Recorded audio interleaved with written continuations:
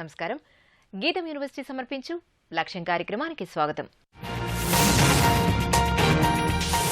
ప్రభుత్వ రంగ బ్యాంకుల్లో ప్రొబేషనరీ ఆఫీసర్, మేనేజ్మెంట్ ట్రైనీ పోస్టులకు ఐబీపీఎస్ ప్రకటన విడుదల చేసింది. ప్రిలిమ్స్, మెయిన్స్ ఇంటర్వ్యూల ద్వారా అభ్యర్థులను ఎంపిక చేస్తారు. ప్రిలిమినరీ పరీక్షలు అక్టోబర్లో జరగనున్నాయి.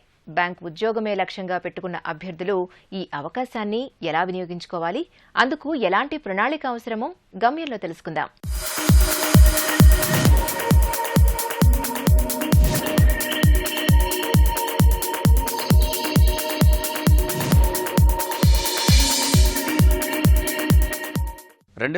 సంవత్సరానికి సంబంధించి ఐబీపీఎస్ పీఓ నోటిఫికేషన్ విడుదల చేసింది. అయితే గతంలో జరిగినటువంటి 2015 ఉమ్మడి రాత పరీక్ష ఐబీపీఎస్ పీఓ ఎగ్జామినేషన్స్తో కంపేర్ చేస్తే చిన్న మార్పులు మనం ఇందులో గమనించవచ్చు. మొదటిసారిగా బ్యాంకుల నుంచి వచ్చినటువంటి ఇండెంట్ ఆధారంగా వేకెన్సీస్ని కూడా ఈ నోటిఫికేషన్లో ఐబీపీఎస్ ప్రకటించింది. 8,822 వేకెన్సీస్ ఉన్నట్టుగా ఇప్పటివరకు అందిన సమాచారం ప్రకారంగా నోటిఫికేషన్లో ప్రకటించారు. అయితే ఎగ్జామినేషన్కి అయిపోయే రిక్రూట్మెంట్ సమయానికి ఇది ఇంకా ఎక్కువగా పెరిగేటువంటి అవకాశం కూడా ఉంటుంది. గత 4-5 సంవత్సరాలుగా జరిగినటువంటి ఉమ్మడి రాత పరీక్షల్ని పరిశీలిస్తే ప్రతి సంవత్సరం దాదాపుగా 25,000 వేకెన్సీస్ని ఈ ఉమ్మడి రాత పరీక్ష ద్వారా ఐబీపీఎస్ భర్తీ చేస్తూ ఉంది. అదే ఈ సంవత్సరం కూడా అంటే 2016 సంవత్సరానికి సంబంధించి నోటిఫికేషన్ అయినప్పటికీ 17-18 ఆర్థిక సంవత్సరానికి ఈ నియామకాలని తీసుకోవడం జరుగుతుంది. సో ఇది ఒక మార్పు.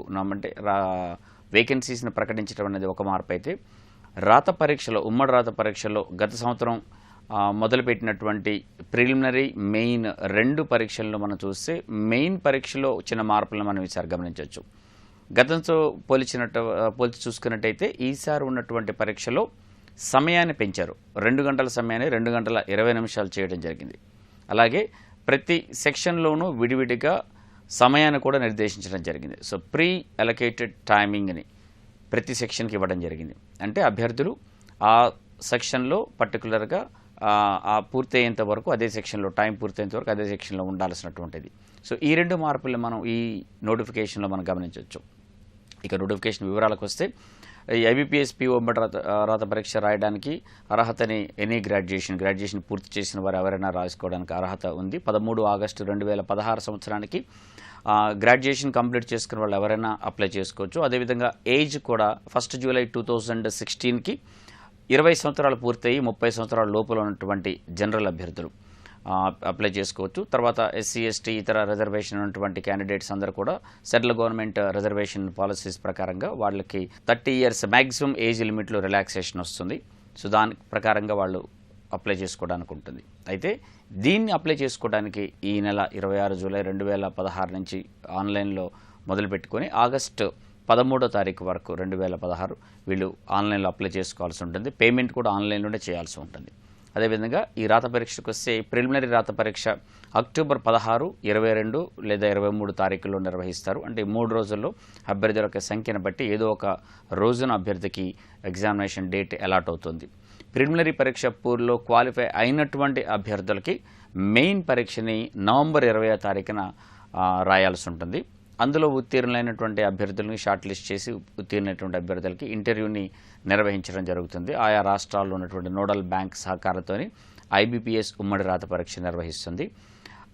ఫేజ్ 2 మెయిన్ ఎగ్జామినేషన్లో వచ్చినటువంటి మార్కులు, అదేవిధంగా ఇంటర్వ్యూలో వచ్చినటువంటి మార్కులు, రెండింటిలో వచ్చినటువంటి మొత్తం మార్కుల ఆధారంగా అభ్యర్థులకి ఈ ఉద్యోగాన్ని నియామకాలు జరగటం అనేది జరుగుతుంది. సో ఇది నోటిఫికేషన్ ఉన్నటువంటి డీటెయిల్స్. అలాగే ఈ నోటిఫికేషన్ ఈ పరీక్షకి ప్రిపేర్ అవ్వడానికి మనం ఒకసారి పరీక్ష విధానాన్ని పరిశీలిస్తే ప్రిలిమినరీ, మెయిన్ 2 పరీక్షలు ఇందులో ఉన్నాయి. ప్రిలిమినరీ ఎగ్జామినేషన్లో 3 subjects quantitative aptitude, reasoning, general English. ఈ 3 సబ్జెక్ట్స్ మొత్తం 100 ప్రశ్నలు ఉంటాయి. క్వాంటిటేటివ్ యాప్టిట్యూడ్, రీజనింగ్కి 35 ప్రశ్నలు చొప్పున, అదేవిధంగా ఇంగ్లీష్కి 30 ప్రశ్నలు, మొత్తం 100 ప్రశ్నలకి 1 గంట సమయాన్ని కేటాయిస్తారు. ఈ పరీక్ష ఆన్లైన్ పద్ధతిలో ఆబ్జెక్టివ్ ఎగ్జామినేషన్ ఇది. దీంట్లో ఉత్తీర్ణమైనటువంటి అభ్యర్థులు మెయిన్ ఎగ్జామినేషన్ రాయాల్సి ఉంటుంది. ఇక మెయిన్ ఎగ్జామినేషన్లో మనం పరిశీలిస్తే ఇందులో 5 సెక్షన్స్ ఉంటాయి, 5 విభాగాలు ఉంటాయి. Quantitative aptitude, reasoning, English, general awareness and computer knowledge. ఈ 5 సెక్షన్స్ మొత్తాన్ని కలిపి 200 ప్రశ్నలు, 200 మార్కులతోని. దీంట్లో క్వాంటిటేటివ్ యాప్టిట్యూడ్ మరియు రీజనింగ్కి 50 ప్రశ్నల చొప్పున, ఒక్కొక్క దానికి 50 ప్రశ్నల చొప్పున 50 మార్కులు. అలాగే general English and general awareness 40 ప్రశ్నలు చొప్పున 40 మార్కులు, అదేవిధంగా కంప్యూటర్ నాలెడ్జ్కి 20 ప్రశ్నలు 20 మార్కులను కేటాయించారు. అంటే మొత్తం మీద 200 ప్రశ్నలు 200 మార్కులకి నిర్వహిస్తారు. అయితే పోయినసారితో పోలిస్తే ఉన్నటువంటి ప్రధానమైన మార్పు, అభ్యర్థులు ఈ మెయిన్ పరీక్షలో ప్రతి విభాగంలో కూడా వాళ్ళు నిర్దేశించిన సమయానుసారంగానే పూర్తి చేయాల్సినటువంటి అవసరం ఉంటుంది. క్వాంటిటేటివ్ యాప్టిట్యూడ్, రీజనింగ్ రెండిట్లో కూడా 50 ప్రశ్నలు చొప్పున ఉన్నటువంటి ఈ విభాగాల్ని ఒక్కొక్క విభాగాన్ని 40 నిమిషాల్లో పూర్తి చేయాల్సి ఉంటుంది. Quantitative aptitude 40, reasoning 40. అలాగే ఇంగ్లీష్ విభాగానికి 40 ప్రశ్నల్ని 30 నిమిషాల్లో పూర్తి చేయాల్సి ఉంటుంది.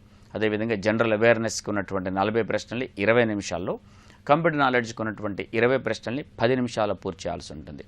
అంటే అభ్యర్థి ఏదైనా ఒక విభాగంలోకి ఎంటర్ అయితే ఆ విభాగానికి నిర్దేశించిన సమయం పూర్తయ్యేంత వరకు అదే విభాగంలో ఉండాల్సినటువంటి అవసరం ఉంటుంది. సో దీనివల్ల అభ్యర్థులు ఆందోళన పడాల్సినటువంటి అవసరం ఎంత మాత్రమూ లేదు. ఎందుకంటే సమయాన్ని పెంచారు కాబట్టి. గతంలో జరిగినటువంటిది మిగిలిన జనరల్ అవేర్నెస్, కంప్యూటర్ నాలెడ్జ్ లాంటి విభాగాల్లో సమయాన్ని ఆదా చేసుకొని సమయం ఎక్కువ పట్టే క్వాంటిటేటివ్ యాప్టిట్యూడ్ అండ్ రీజనింగ్ విభాగాలకి సమయాన్ని అదనంగా కేటాయించుకునేవాళ్ళు, ఇక్కడ ఆదా అయినటువంటి సమయాన్ని. అయితే ఇప్పుడు ఎగ్జామినేషన్లో చూస్తే అటువంటి పరిస్థితి లేకపోయినప్పటికీ కావలసినంత సమయాన్ని ఆ విభాగానికి కేటాయించడం జరిగింది ముందుగానే. సో 50 ప్రశ్నలు ఉన్నటువంటి క్వాంటిటేటివ్ యాప్టిట్యూడ్కి 40 నిమిషాలు, అదేవిధంగా రీజనింగ్ కూడా 40 నిమిషాలు. ఈ రెండు ఎక్కువ సమయం పట్టే విభాగాలు. కావాల్సినంత సమయం కూడా అభ్యర్థులకి అందులో ఉంది కాబట్టి ఆ ఆందోళన పడాల్సినటువంటి అవకాశం ఎంత మాత్రం లేదు. మోరోవర్ ఇంకా అడ్వాంటేజ్గానే ఈ విభాగంలో ఈ ఎగ్జామినేషన్లో ఉండబోతుంది. అయితే అభ్యర్థులు గమనించాల్సిన ఈ 2 ఆన్లైన్ పరీక్షలు కూడా ఆబ్జెక్టివ్ తరహాలో ఆన్లైన్ పద్ధతిలోనే కండక్ట్ చేయడం జరుగుతుంది. అయితే ఎలా ప్రిపేర్ అవ్వాలా ఈ ఎగ్జామినేషన్కి అంటే, ఇప్పుడు నుంచి మొదలు పెట్టుకుంటే పరీక్షకి దాదాపు 3 నెలల సమయం అనేది ప్రిలిమినరీ పరీక్షకు అభ్యర్థికి దొరుకుతుంది. ఈ ప్రిలిమినరీ పరీక్షలో మెయిన్ పరీక్షలో ఉన్నటువంటి మన సబ్జెక్ట్స్ కామన్గా ఉన్నాయి. ప్రిలిమినరీ పరీక్షలో ఉన్నటువంటి 3 subjects quantitative aptitude, reasoning and English main ఎగ్జామినేషన్లు కూడా ఉన్నాయి. ఇది కాకుండా అదనంగా అభ్యర్థులకు general awareness and computer knowledge అనేది మెయిన్ పరీక్షలో ఉంటుంది. అయితే ఈ 5 విభాగాలకి సంబంధించి కూడా అభ్యర్థులు వాళ్ళ ప్రిపరేషన్ ఇప్పటి నుంచే మొదలు పెట్టాల్సినటువంటి అవసరం ఉంటుంది. అట్లాగే ఐబీపీఎస్ పీఓలో సెలక్షన్ అయిపోయి ఏదైనా పబ్లిక్ సెక్టర్ బ్యాంకులో పీఓగా సెలెక్ట్ అయినటువంటి అభ్యర్థులు యంగ్ ఏజ్లో ఒక 22-23 సంవత్సరాల యంగ్ ఏజ్లో అందులో కనుక జాయిన్ అయితే బ్యాంకులోని అత్యున్నత స్థానమైన చైర్మన్ స్థాయి దాకా వెళ్ళేటటువంటి అవకాశం కేవలం ఈ బ్యాంకులో మాత్రమే ఉంటుంది. అంటే ఇంటర్నల్ ఎగ్జామినేషన్స్ ఇంకా బయట నుంచి ఎవరిని తీసుకోకుండా ఇంటర్నల్గా రాని ఎగ్జామినేషన్స్ కండక్ట్ చేస్తూ ఉన్నత స్థానానికి వెళ్ళేటువంటి ప్రమోషన్స్ ద్వారా అవకాశం బ్యాంకులో ఉంటుంది. అత్యున్నత స్థానానికి వెళ్ళే అవకాశం ఉంటుంది. కాబట్టి ఇప్పుడే ఫ్రెష్గా గ్రాడ్యుయేషన్ కంప్లీట్ చేసినటువంటి క్యాండిడేట్స్ అభ్యర్థులందరూ కూడా ఈ పరీక్షను బాగా అర్థం చేసుకొని 3 నెలల సమయంలో ప్రిపేర్ బాగా అయ్యారంటే ఎగ్జామినేషన్లో సక్సెస్ అవ్వడానికి ఈ 3 నెలల సమయం సరిగ్గా సరిపోతుంది. అంతకుమించి పెద్దగా సమయం కూడా అక్కర్లేదు. ఈ 3 నెలల సమయం సరిగ్గా ఉపయోగించుకుంటే చక్కని ఉద్యోగం, దాదాపుగా 60,000 దాకా జీతాలు వచ్చేటువంటి సెక్యూర్డ్ జాబ్ ఉన్నటువంటి ఈ జాబ్ తెచ్చుకోవడానికి అవకాశాలు ఆల్వేస్ అందరికీ ఉంటాయి. Bharat Sanchar Nigam limited 2,700 junior engineer పోస్టులకు ప్రకటన విడుదల చేసింది. 3 ఏళ్ల డిప్లొమా, బీఎస్సీ, బీటెక్ చేసిన అభ్యర్థులు ఈ పోస్టులకు పోటీ పడవచ్చు. ఆన్లైన్లో జరిగే ఈ పరీక్షా విధానం ఎలా ఉంటుంది, సిలబస్ అంశాల గురించి ఈ వారం మలుపులో తెలుసుకుందాం.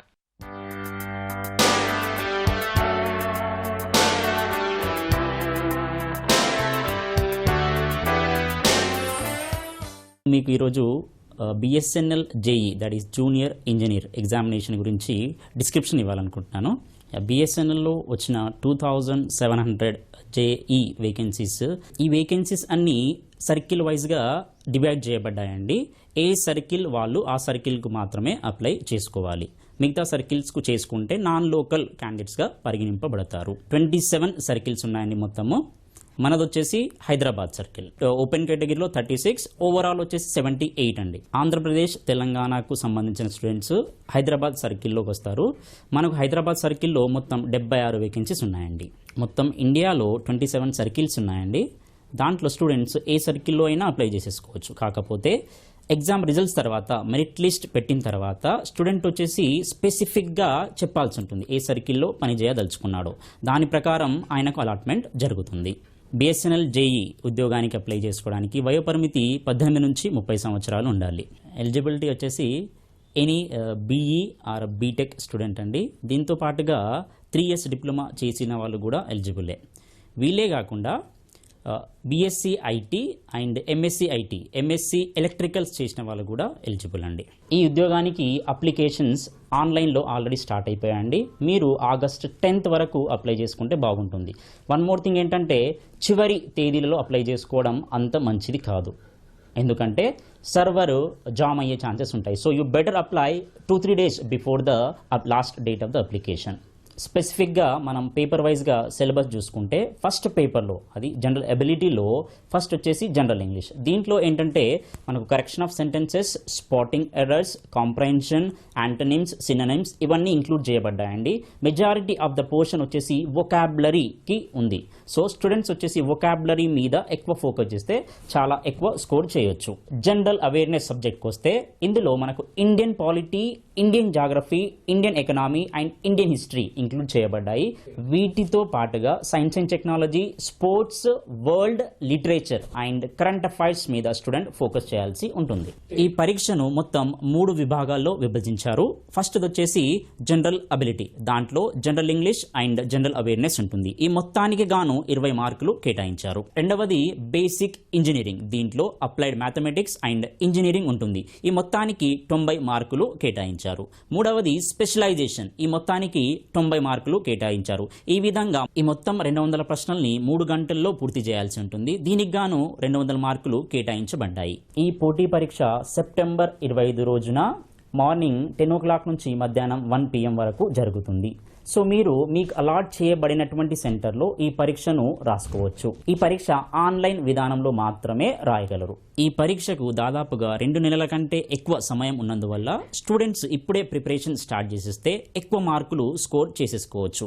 ఈ పరీక్షలో టైం మేనేజ్మెంట్ ప్రధాన పాత్ర పోషిస్తుందండి. ఎందుకంటే 200 క్వశ్చన్స్ని మనము జస్ట్ 3 hours కంప్లీట్ చేయాల్సి ఉంటుంది.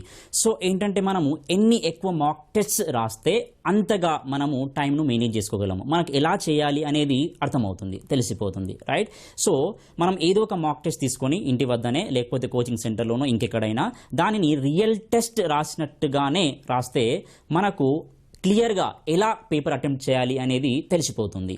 సో ఈ విధంగా గనక స్టూడెంట్ ఫాలో చేస్తే తక్కువ సమయంలో ఎక్కువ మార్క్స్ స్కోర్ చేసుకోవడానికి అవకాశం ఉంటుంది. ఈ పరీక్షలో నెగటివ్ మార్కింగ్ ఉన్నందువల్ల స్టూడెంట్స్ గెస్ వర్క్ చేయకపోవడం చాలా మంచిది. ఈ పరీక్షలో జాబ్ సంపాదించాలంటే స్టూడెంట్స్ ఎక్కువ మొత్తంలో ప్రాక్టీస్ చేయాల్సి ఉంటుంది. దీనికి గాను ఫస్ట్ ఆయన మాక్ టెస్ట్ ఎన్నుకోవాలి.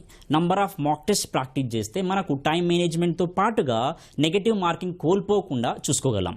ఈ పరీక్ష తర్వాత ఎటువంటి ఇంటర్వ్యూ లేదు కాబట్టి స్టూడెంట్స్ బాగా ప్రిపేర్ అయ్యి మంచి మార్కులు సంపాదిస్తే ఈజీగా జాబ్ సంపాదించినట్టే. పెద్ద మొత్తంలో జీతభత్యాలు ఉన్నటువంటి కేంద్ర ప్రభుత్వ సంస్థ BSNLలో జాబ్ కాబట్టి మనం ఈ రోజు నుంచే శ్రమించడం మొదలు పెడితే జాబ్ మీ సొంతం అవుతుంది. ఉద్యోగ సాధనలో మౌఖిక పరీక్ష అత్యంత కీలకమైంది. రాత పరీక్ష చాలా సులువుగా రాసిన అభ్యర్థులు సైతం మౌఖిక పరీక్షలో ఇబ్బందులు పడుతున్నారు. ఈ నేపథ్యంలో మౌఖిక పరీక్షలో విజయం సాధించాలి అంటే ఎలాంటి మెలకువలపై దృష్టి పెట్టాలి, ఇంటర్వ్యూ జరిగే తీరుపై ఎలాంటి అవగాహన కలిగి ఉండాలి, ఎలాంటి అంశాలపై పట్టు ఉంటే మౌఖిక పరీక్షలో గెలుపు పొందవచ్చు అన్న విషయాలను గెలుపు మంత్రాలో తెలుసుకుందాం.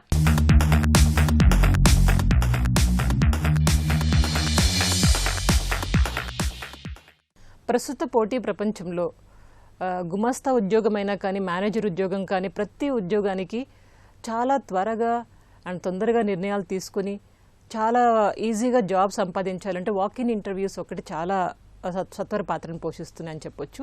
ఈ వాక్-ఇన్ ఇంటర్వ్యూస్ ద్వారా ఏమవుతుందంటే ఏ కంపెనీ వాళ్ళైనా ఈజీగా తమ యొక్క రిక్వైర్మెంట్ని న్యూస్ పేపర్ ద్వారా కానీ, తమ వెబ్సైట్ ద్వారా కానివ్వండి, సో ఈ విధంగా వాళ్ళు వ్యక్తం చేయడం వలన అవసరమైన అభ్యర్థులందరూ ఈజీగా ఆ వాక్-ఇన్ ఇంటర్వ్యూకి అటెండ్ అవ్వడం జరుగుతుంది. ఇక్కడ మీరు కొన్ని చిన్న చిన్న టిప్స్ తీసుకుంటే కనుక వాక్-ఇన్ ఇంటర్వ్యూలో ఈజీగా మీరు జాబ్ సంపాదించుకునే అవకాశం ఉంటుంది. ఇక్కడ ఏమవుతుందంటే మీరు ఎప్పుడైతే వాక్-ఇన్ ఇంటర్వ్యూకి వెళ్ళదలుచుకున్న ఒక చిన్న కిట్ ఒకటి మెయింటైన్ చేయండి. ఆ కిట్ ఏంటంటే కనుక రెజ్యూమీస్ కానివ్వండి, మీ ఫొటోస్ కానివ్వండి, ఫోటో కాపీస్ అవన్నీ రెడీగా పెట్టుకోండి. అండ్ తర్వాత వాక్-ఇన్ ఇంటర్వ్యూకి వెళ్లే ముందుగా మీరు ఏం చేయాలంటే ఏ విధంగా వాక్-ఇన్ ఇంటర్వ్యూ ఉంటుందనేది జనరల్గా 3 types ఉంటుందండి. ఒకటి screening interview and depth interview. Depth ఇంటర్వ్యూలో ఏమో అడుగుతారంటే ఇంకా మీ సబ్జెక్ట్ గురించి మీకు ఇంకెక్కువగా అవగాహన ఉందా లేదని దాన్ని చెక్ చేయడం జరుగుతుంది. దాని తర్వాత ఫైనల్గా మీకు హెచ్ఆర్ ఇంటర్వ్యూ ఉంటుంది. ఈ విధంగా 3 టైప్స్ ఆఫ్ ఇంటర్వ్యూ ఉండొచ్చు. అండ్ ఇంటర్వ్యూ ఏ విధంగా ఉంటుందంటే కొన్నిసార్లు ఫేస్ టు ఫేస్ ఇంటర్వ్యూ ఉండొచ్చు, లేదా ప్యానెల్ మెంబర్స్ కూర్చుని ఇంటర్వ్యూ చేయొచ్చు. ఏ విధమైన ఇంటర్వ్యూ కన్నా మీరు మెంటల్లీ ప్రిపేర్ అయిపోయి వాకిన్ ఇంటర్వ్యూకి వెళ్ళండి.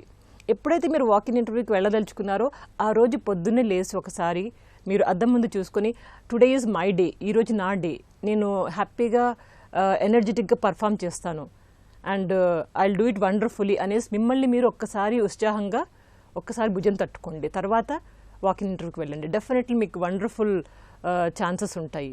అండ్ వాకిన్ ఇంటర్వ్యూకి వెళ్లే ముందు మీరు ముఖ్యంగా గుర్తు చేసుకోవాల్సిన ఒక ముఖ్య పాయింట్ ఏంటంటే మీ గురించి మీరు చక్కగా మాట్లాడడం ఒక్కసారి ఇంపార్టెంట్.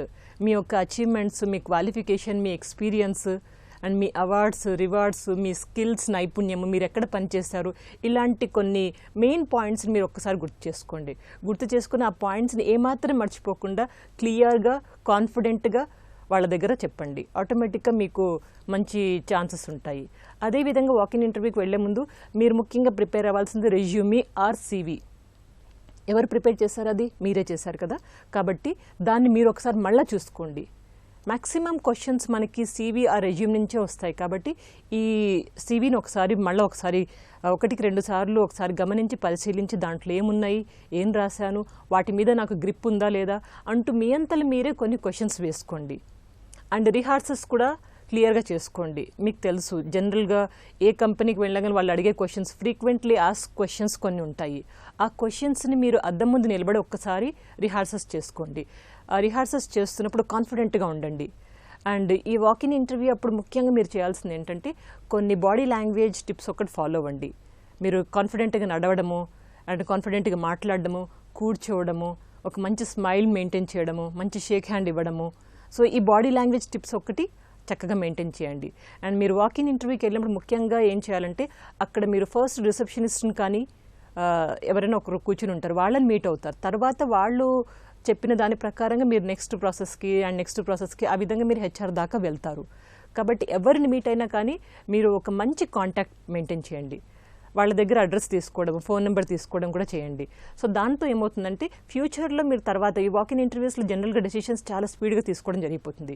ప్రాబబ్లీ ఆ సేమ్ డే మీకు రిజల్ట్స్ తెలిసే అవకాశం ఉంటుంది, లేదా 1 వీక్ కానీ 2 డేస్లో కానీ మ్యాక్సిమం మీకు రిజల్ట్స్ తెలిసే అవకాశం ఉంటుంది. అప్పుడు మీరేం చేస్తారంటే మళ్ళీ వాళ్ళని కాంటాక్ట్ అయ్యి సార్ నేను ఇంటర్వ్యూకి అటెండ్ అయ్యానండి, దీనికి సంబంధించిన రిజల్ట్స్ ఎప్పుడు వస్తున్నాయండి, ఆ విధంగా మీరు వాళ్ళతో కాంటాక్ట్ అయ్యే అవకాశం ఉంటుంది. కాబట్టి ఒక మంచి ఇంప్రెషన్ని మీ మీద వాళ్ళకి వదులుతూ వాళ్ళ యొక్క అడ్రస్ తీసుకుని బయటకు రండి.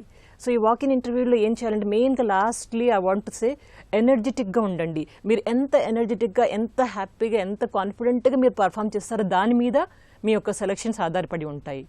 And main important point, don't be conscious about the job, be conscious about your performance.